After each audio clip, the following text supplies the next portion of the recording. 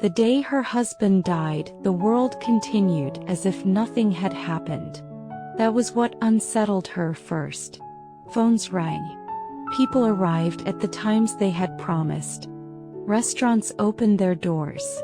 Evening came right on schedule. There was nothing about that day to mark it as different. No warning. No pause. No sign that anything had gone wrong. The weather did not change. The streets sounded the same. Everything appeared so normal that the normality itself felt wrong.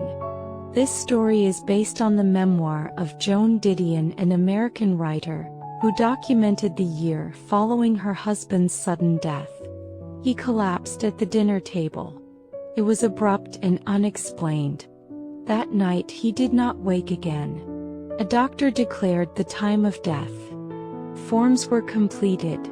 The event was placed firmly in the past. From that moment on, the facts were settled.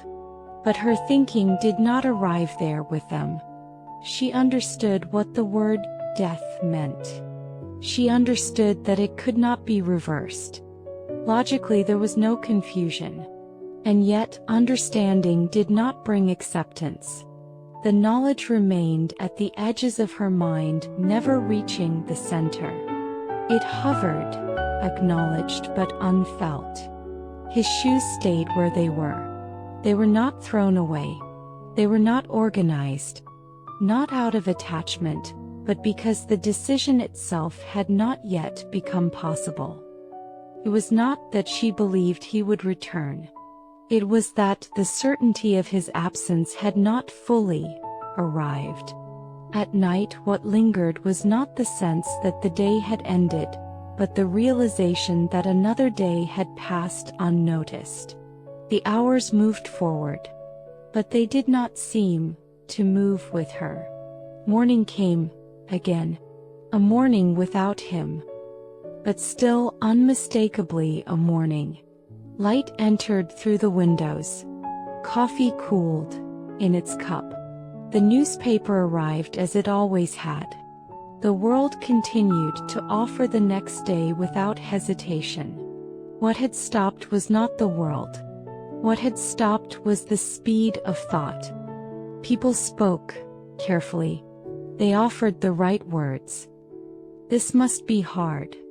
Give it time. You'll feel better eventually. None of these statements were wrong. They simply belonged to a future she had not yet reached. Grief did not appear only as tears. It appeared as delayed judgment, as postponed decisions, as thoughts that could not complete themselves. She knew what needed to be done. She could not determine when. The line between what should be kept and what should be let go lost its clarity. Time did not move forward for her. It circled. Days accumulated without the feeling of progress. She does not describe this period as recovery. She does not frame it as growth. Those words do not reach this state. It existed. And within it, days were endured rather than resolved. Loss in that year was not an emotion to be processed.